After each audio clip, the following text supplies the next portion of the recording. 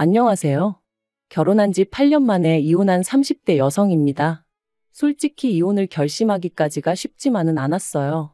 왜냐하면 저와 남편 사이에는 눈에 넣어도 아프지 않을 아이가 둘이나 있기 때문이었죠.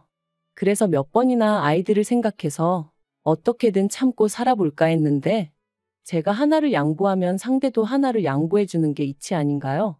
하지만 남편도 그렇고 시댁도 그렇고 사람들이 어쩜 그렇게 탐욕스러운지 이런 사람들인지 모르고 애시당초 가족의 연을 맺었던 제 자신을 탓하는 게 맞을지도요. 남편하고는 고등학교 때부터 알고 지내다가 대학교를 입학한 이후로 교제를 시작했어요. 사실 고등학교 다닐 때도 남편은 몇 번이나 저를 좋아한다고 마음을 표현해 왔는데 당시엔 제 마음은 온통 수능에만 가 있었거든요. 그러니 남편의 고백이 귀에 들어올 리 없었고 한편으론 좀 한심하게 느껴졌던 것도 사실이에요. 그런데 대학에 입학하고 나서도 한결같이 저를 좋아한다고 하니까 저도 결국엔 조금씩 마음의 문을 열게 되었고 그렇게 연애를 시작했습니다. 저희가 사귄다고 했을 때 주변의 반응은 젊은 애들이니까 한참 타오를 때니까라며 몇 년이나 가겠나 이런 분위기였던 것 같아요. 실제로 남편은 군대에 가야 했고 전 유학을 계획 중이었으니 저 스스로도 길어야 3, 4년이나 사귀게 되지 않을까 생각했던 게 사실이고요. 하지만 예상과 달리 저희의 사이는 시간이 갈수록 더더욱 견고해져 갔고 그렇게 자그만치 10년을 만나게 되었습니다. 오래 사귄 커플들을 보면 헤어졌다 만났다 하는 일도 많던데 저희는 그런 것도 없었어요. 그래서 언젠가부턴 주변 사람들도 저희 둘이 결혼하는 건 너무나 당연한 일이라고 생각하는 눈치였고 저 또한 결혼을 하게 된다면 남편과 하는 게 맞다고 생각하게 되었죠. 그런데 그 무렵 일이 터졌습니다. 사실 남편은 대학을 졸업한 이후로 줄곧 아버님과 같이 사업을 하고 있었어요. 아니 정확히 말하자면 아버님이 운영하시는 사업을 나중에 남편이 물려받는 조건으로 아버님 밑에서 일을 배우고 있었죠. 남편은 그냥 다른 사람들처럼 회사에 들어가 직장 생활을 하고 싶다 했었지만 아버님이 남주기 너무 아까운 사업이라 그렇다며 하루는 남편을 어르고 달래기도 하셨다가 또 다른 하루는 윽박지르기도 하셨다가 한마디로 싫다는 남편을 어거지로 끌고 가셨던 거나 다름이 없었어요.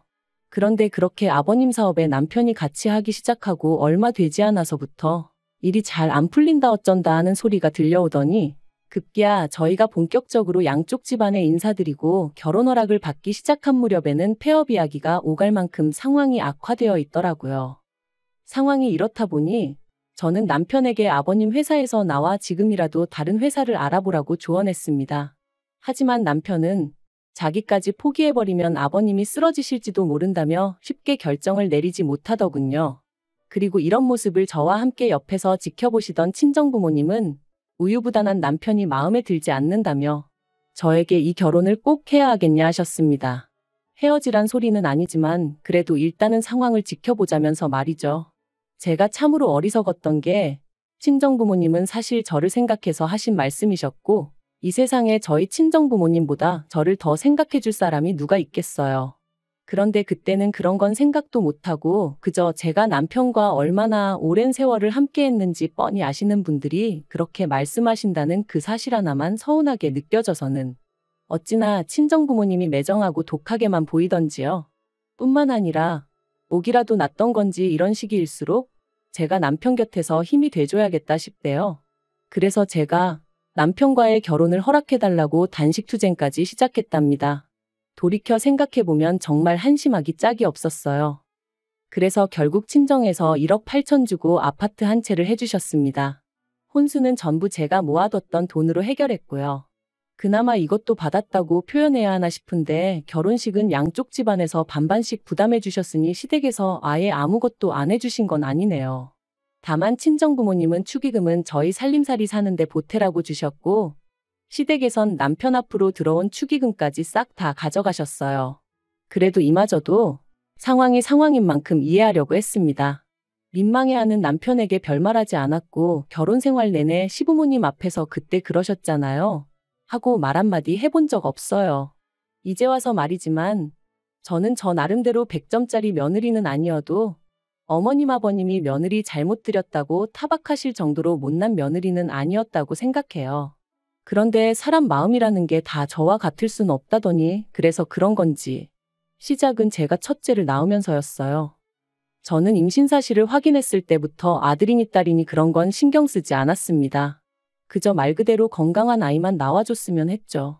하지만 6개월이 넘어가면서 제가 묻지도 않았는데 의사 선생님께서 분홍색 옷을 준비하시면 되겠네요 라고 아이 성별에 대해 언지를 해주셨고 저는 이 소식을 친정과 시댁 양가 모두에 알렸습니다. 그런데 양가의 반응이 정말 판이하게 달랐어요. 친정 부모님은 얼마나 귀엽겠냐 뭐 그런 이야기를 하셨다면 시댁에서는 그래도 첫째는 아들이 나오는 게 좋다면서 저더러 노력을 해보라고 하셨는데 황당하더라고요. 아기 성별이 언제부터 엄마가 노력하면 달라지는 거였나 싶은 게. 그리고 역시나 의사 선생님 말씀대로 저는 딸아이를 낳았습니다. 그리고 그때부터 시부모님은 노골적으로 싫은 티를 내기 시작하셨어요. 20시간의 난상 끝에 제왕절개로 아이를 낳은 제가 산후조리원에서 돌아오기가 무섭게 둘째는 언제 가질 거냐면서 사람을 힘들게 하셨거든요. 그리고는 어차피 힘줘서 낳는 거 조금만 더 노력해보지 그랬냐는 말씀을 하시질 않나. 저희 딸아이를 향해서는 요만한 거 하나 달고 나왔으면 얼마나 좋았겠냐 하시질 않나. 솔직히 막말로 못 배우신 분들이 그러셨으면 오히려 그러려니 했을지도 모르겠습니다. 하지만 저희 시부모님 두 분 다 배울 만큼 배우신 분들이셨거든요. 그런데 그런 분들이 남들 눈을 피해서 노골적으로 손녀는 무시하고 있지도 않은 손자를 찾아대시니 환장할 노릇이대요. 그래서 저도 나중엔 너무 짜증이 나서 3억을 달라고 했습니다. 아들 낳아드리면 3억 달라고요. 그랬더니 시부모님이 네 자식 네가 낳는데 우리가 왜 돈을 주냐며 그건 또 아주 질색을 하시대요. 그러다 작년에 정말 어쩌다 그런 일이 생긴 건지 저도 모르겠습니다만 제가 임신을 했어요. 사실 저나 남편이 더는 아이 계획이 없다 생각하고 수술을 받고 그런 것은 아니었지만 그래도 둘째가 생길 거라곤 상상도 못했는데 서로가 너무 안일했던 탓이었겠죠. 아무튼 그래서 얼결에 둘째를 가졌습니다. 그리고 비록 계획한 임신은 아니었지만 그렇다고 지운다던가 그런 생각은 아예 해본 적이 없어요. 그래서 양가 부모님께 조심스레 제 임신 소식을 알리니 아니나 다를까 친정에서는 제 몸이 상할 것을 가장 먼저 걱정하셨습니다. 첫째 때도 워낙 고생 끝에 출산을 했었고 그때 이미 친정 부모님은 이러다 딸을 잃는 건 아닌가 그런 생각까지 드셨다고 했거든요. 그래서 사실 친정어머니는 아닌 게 아니라 저더러 둘째를 꼭 낳아야겠냐는 말씀도 하셨네요. 당신은 손주도 좋지만 당신 배 아파 낳은 제가 제일 중요하다며. 하지만 제가 괜찮다고 했어요. 제 성격인지 아니면 모성애란 게 그런 건진 모르겠지만 임신 사실을 알게 된 이후로는 한순간도 뱃속에 아이를 포기한다는 생각은 아예 상상조차 할 수 없었거든요. 아무튼 반면에 시댁에서는 아니나 다를까 이번엔 아들이어야 한다는 말씀부터 하셨습니다. 이번에도 아들이 아니면 어쩌냐 하는 우려 섞인 말씀도 잊지 않으셨지요. 그리고는 이번에도 저더러 고기를 많이 먹으라는 둥, 항상 왼쪽으로 누워 자라는 둥, 지금 다시 생각해도 아주 깝깝한 소리만 골라 하셨다니까요. 그리고 저는 다행이라고 해야 할지 올해 초 건강한 남자아이를 출산했습니다. 그러자 첫째 때와는 달리 시댁에서 정말 시쳇말로 좋아 죽으시더라고요. 이제 어디 가서 기죽을 일은 없겠다면서 이제 마음이 든든하다 하시면서 말이죠. 그리고는 기껏 덧붙이시기를 아마 첫째 때는 정성이 부족해서 딸을 낳았던 게 아닌가 싶다며 이것 보라고 간절히 바라면 다 이루어지는 법이라나요? 솔직히 듣는 내내 짜증나고 황당하고 어이가 없었지만 좋은 게 좋은 거다 생각하고 네네 하고 말았네요. 그런데 아버님께서 생각지도 못한 말씀을 꺼내셨습니다. 제가 말했던 3억을 주시겠다는 거였죠. 제가 남편과 결혼하고 몇 년 동안 아버님과 남편이 하던 사업은 가까스로 위기를 극복해냈었어요. 비록 코로나 때 다시 주춤하던 시기도 있었지만 최근에는 전성기 때만큼은 아니더라도 꽤나 잘 풀려가고 있었고요. 하지만 시부모님이 3억을 턱하고 내주실 만큼 상황이 좋아진 줄은 꿈에도 생각을 못했기에 솔직히 당황스럽기도 했지만 한편으론 저도 사람인데 당연히 기분이 무척이나 좋았네요. 그런데 이후로 아버님이 말씀하시기를 그렇다고 3억을 현찰로 주긴 좀 그렇다 하시더니 그러면 그렇지. 아버님이 소유하고 계시던 빌라가 한 채 있었는데 그게 시가로 7억 정도 한다는 거예요. 그리고 저희가 살고 있던 친정아버지가 해주신 아파트는 어느덧 값이 올라 4억 정도 했었거든요. 그러니까 저희가 사는 아파트를 팔아서 당신한테 4억을 주고 그 빌라에 들어가서 살랍니다. 그러면 나중에 팔면 3억이 남으니까 3억을 저한테 주시는 거라면서. 게다가 더 황당한 건 어쨌든 친정부모님은 1억 8천만 내주셨었지만 시부모님은 3억을 해주시는 거니 그나마 해준다는 빌라의 명의도 남편 명의로 하라는 거였죠. 저는 남편에게도 시부모님에게도 납득이 되지 않는다고 그러니 그냥 그 돈은 안 받겠다 했습니다. 그랬더니 이제 남편이 난리가 났어요. 시부모님이 크게 마음 써주시는 건데 그걸 그런 식으로 거절하느냐고 제가 계산을 이상하게 한다면서 말이죠. 그리고는 덧붙이기를 공동명의가 뭐가 그렇게 중요하냐면서 자기랑 저랑 세월이 얼만데 그까진 명의가 뭐가 중요하냐고 앉은 자리에서 3억을 그냥 날릴 셈이냐 뭐 그러더라고요. 하지만 제 입장에선 솔직히 아버님은 7억이라지만 집이라는 게 원래 엉덩이 밑에 깔고 앉아 있는다고 돈 되는 게 아니잖아요. 그것도 누가 사줘야 돈인 거고. 그리고 7억도 뭐 누가 정말 7억을 줘야 주는 거지. 반면에 아파트는 그래도 빌라보단 거래도 투명하고 시세 파악하기도 유리했으니 아무튼 여러모로 따져봐도 제가 굳이 제 아파트를 팔아 그 돈을 시부모님한테 들여가면서까지 시부모님 소유의 빌라로 들어갈 필요는 없겠다 싶었죠. 그리고 말이 나왔으니 말이지만 그렇게 빌라를 저희에게 파셔도 어디 가서 저희한테 돈 받고 팔았다고 말씀하실 분들이 아니었어요.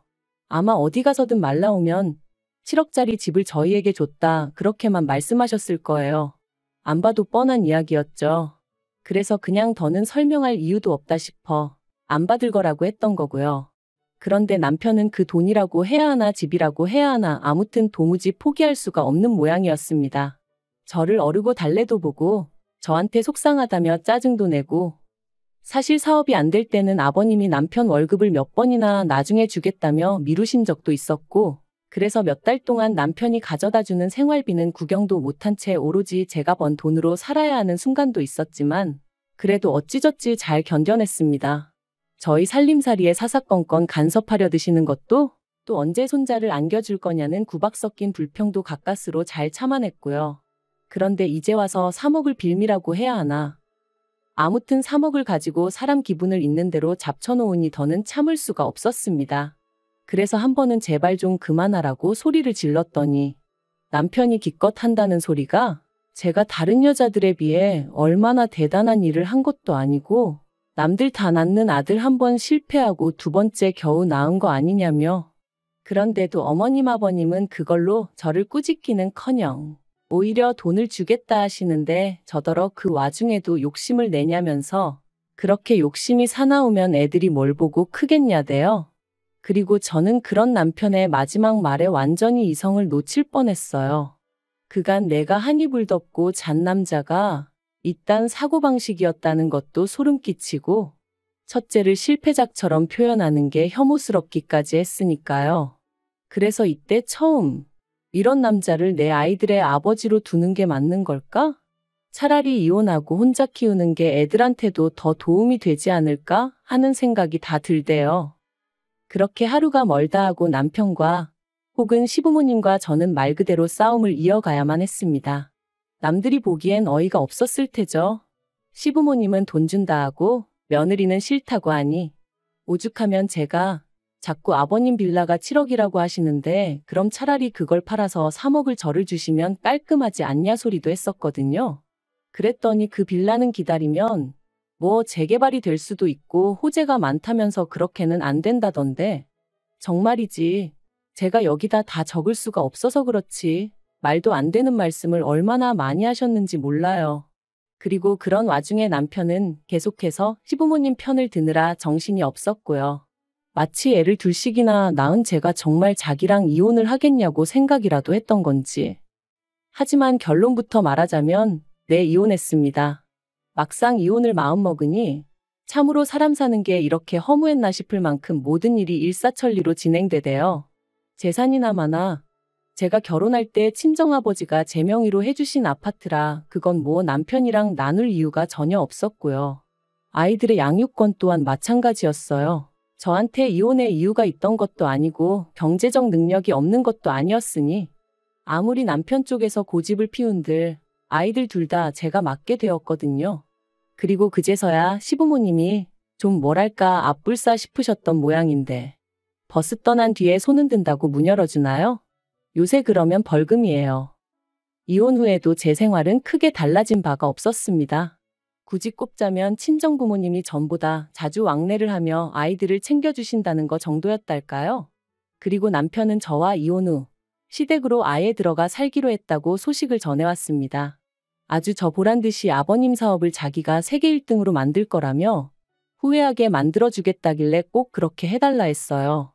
저한테는 좋을 게 없지만 그래도 애들 입장을 생각하면 아빠가 망하는 것보단 잘 되는 게 나은 거니까요.